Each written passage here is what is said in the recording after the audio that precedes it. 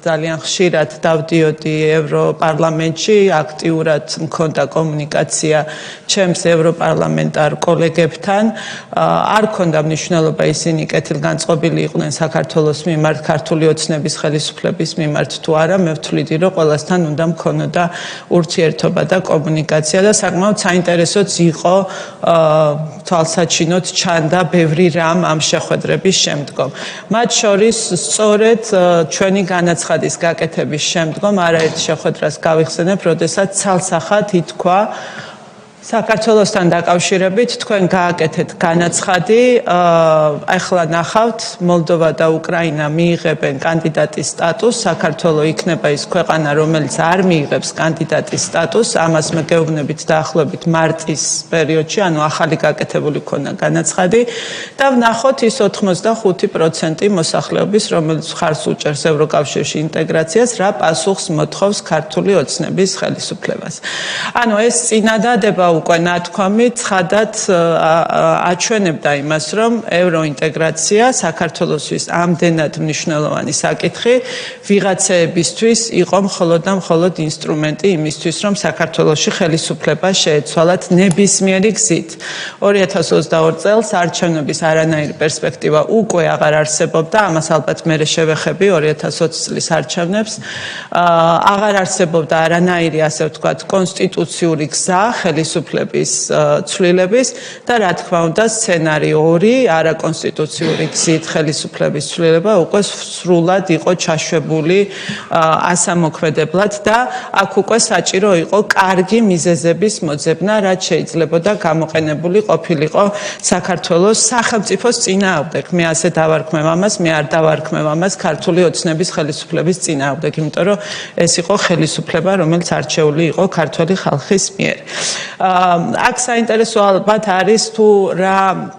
უფრო ალბათ ჩვენი მხრიდან, ქართული მხრიდან, საქართველოს პოლიტიკურ ველზე, როგორ ხდებოდა ამის განხორციელება. სამი მიმართულება, ალბათ რაც უნდა ითქვას, ეს არის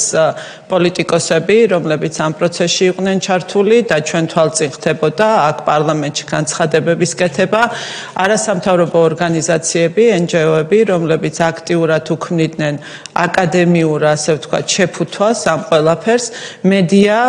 რომელიც გახდა ძალიან აქტიური საგარეო ფლანგზე, ალბათ ყველას გახსოვთ გააქტიურებული ტელეკომპანია ფორმულას ანგარიშები, რომელიც ტვიტერზე განსაკუთრებით აქტიური იყო იმისთვის, რომ მოკლედ გასულიყო დავარქმევ პირდაპირ დეზინფორმაცია საქართველოს შესახებ და საქართველოში მიმდინარე მოვლენების შესახებ. კანდიდატის სტატუსი ყველამ კარგად იცის, რომ ხა ევროკავშირში ინტეგრაცია არის პოლიტიკური პროცესი, მაგრამ რა თქმა უნდა დაფუძნებული არის გარკვეულ მიღწევებზე, ასე ვთქვათ, სახელმწიფოების. და ყველამ კარგად იცის, რომ საქართველო იმ სამ კანდიდატ ქვეყანას შორის, რაზედაც იყო საუბარი, რომ კანდიდატები იყვნენ უკრაინა, მოლდოვა, საქართველო, ამ სამ შორის საქართველო იყო მოწინავე. ეს იყო ესეთი ფაქტი, რომელსაც ვერავინ ვერ შეეწინააღმდეგებოდა. ამიტომ საჭირო იყო აღქმის შექმნა, რომ ესე არ არის და ამაში ძალიან აქტიურად დაიწყეს მონაწილეობის მიღება ამ სამივე კომპონენტის შემსრულებლებმა, პოლიტიკოსებმაც, არასამთავრობო ორგანიზაციებმაც და მედიამაც. თქვენ თუ გახსოვთ კამპანია საქართველო არის მაჩანჩალა, რომელსაც განსაკუთრებით აქტიურად იყენებდა ლელოს პოლიტიკოსები პარლამენტში, არაერთხელ გაჟღერებულა, ყველას კარგად გახსოვთ განსაკუთრებით ნაცვლიშვილი, გახლდათ სამადაშვილი, რომლებიც აქტიურად ლიდერებიც მათი პარტიების ძალიან ხშირად საუბრობდნენ, რომ საქართველო არის მაჩანჩალა და ეს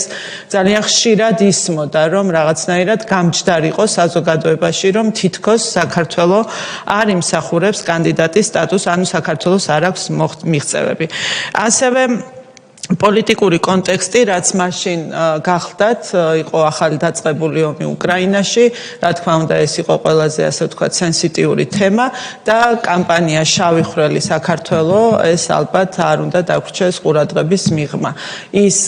ყოველგვარი საფუძვლის გარეშე გამალებული კამპანია, რომელიც მიდიოდა ჩვენი ქვეყნის ფარგლებს გარეთ, რომ საქართველოს წარმოჩენილიყო შავხრელად, თქვენ გახსოვთ უსამართლო წერილები, რომელიც ფრიალებდა მათ შორის უკრაინის ხელისუფლების წარმომადგენლების მხრიდან თითქოს რაღაც არასწორად კეთდებოდა საქართველოში, თუმცა არანაირი ამის მტკიცებულება თუ საფუძველი არ ყოფილა.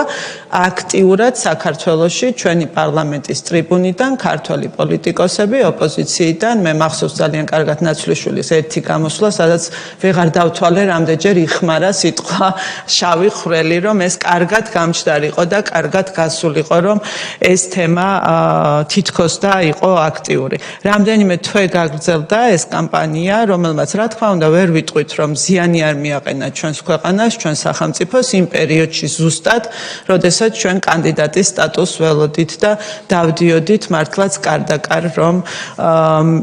ჩვენი პარტნიორები დაგვერწმუნებიან იმაში, რომ არასწორი იქნებოდა საქართველოს ჩამოტოვება ამ სამეულიდან და არასწორი გზავნილი იქნებოდა გარე სამყაროსთვის სწორედ ასეთი გადაწყვეტილების მიღება გეოპოლიტიკურად, თავი რომ დავანებოთ. თუმცა ამ გეოპოლიტიკურ მიზნებს სხვა მიზნებმა, ასე ვთქვათ, აჯობა და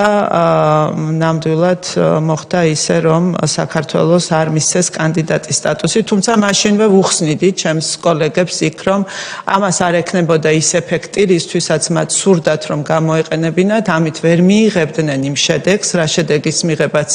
სურდათ მათ და გამოჩნდებოდა გეოპოლიტიკური შეცდომა ევროპის მხრიდან კიდევ ერთხელ დაშვებული, თუმცა რა თქმა უნდა ეს აზრი მაშინ არ იყო გათვალისწინებული, იმდენად დიადად ჩანდა საქართველოს ხელისუფლების შეცვლის მიზანი და სურვილი, რომ მათ ეს ამისთვის გააკეთეს.